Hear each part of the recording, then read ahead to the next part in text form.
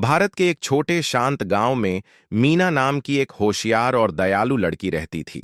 उसकी लंबी काली छोटी थी, आंखें जिज्ञासा से भरी थीं और उसका दिल प्रकृति के प्रति प्रेम से भरा था।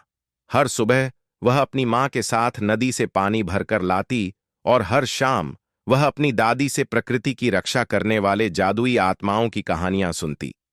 एक दिन गर्मी के मौसम में मीना नदी के किनारे चली गई, ठंडी हवा का आनंद लेने के लिए।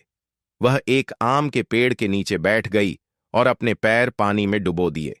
जैसे ही उसने पानी में छोटे छोटे कंकड़ फेंके, उसे अचानक एक हल्की सी फुसफुसाहट सुनाई दी। मीना, मीना।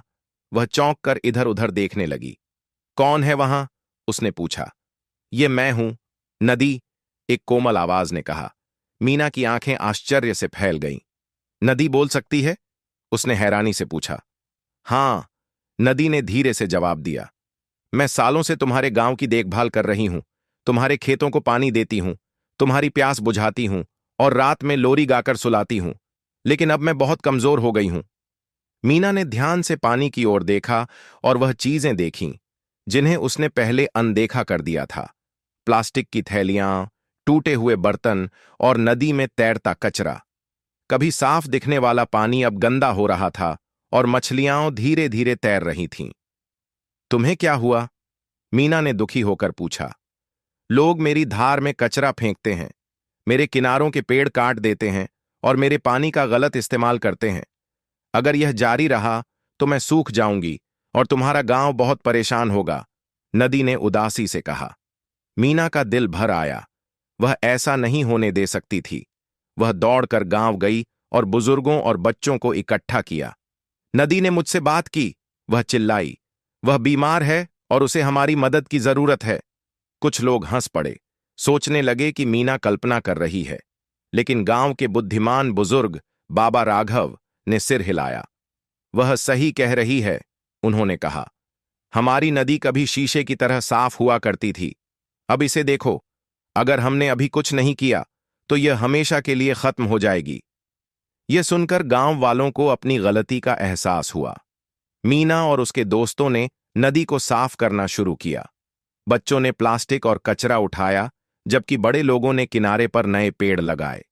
मीना की मां और गांव की महिलाओं ने अपनी नदी को साफ रखो और प्रकृति का सम्मान करो जैसे संदेश लिखे और गांव में लगाए। शुरुआत में यह कठिन था। कुछ लोग अब भी कचरा फेंकते थे और कुछ लोग लापरवाह थे, लेकिन मीना ने हार नहीं मानी। हर सुबह वह और उसके दोस्त थोड़ा और सफाई करते और हर शाम वे गांव वालों को नदी की देखभाल करने की याद दिलाते। दिन हफ्तों में बदल गए। धीरे धीरे नदी में बदलाव आने लगा। पानी फिर से साफ होने लगा, मछलियां खुशी से तैरने लगीं और चिड़ियां वापस लौट आईं। गांव वालों ने देखा कि उनके खेत हरे भरे हो गए हैं और उनके कुएं फिर से पानी से भर गए हैं।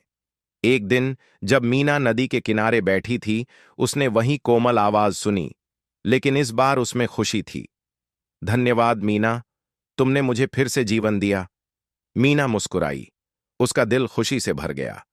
उसने एक अनमोल सबक सीख लिया था कि छोटी छोटी दयालुता की क्रियाएं भी बड़े बदलाव ला सकती हैं। उस दिन से गांव ने वादा किया कि वे हमेशा नदी की रक्षा करेंगे।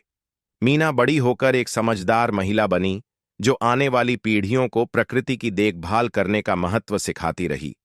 और नदी, वह खुशी खुशी बहती रही, अपनी मीठी लोरी गाते हुए, उस छोटी लड़की का हमेशा आभार मानते हुए जिसने उसका दिल समझा था। समाप्त।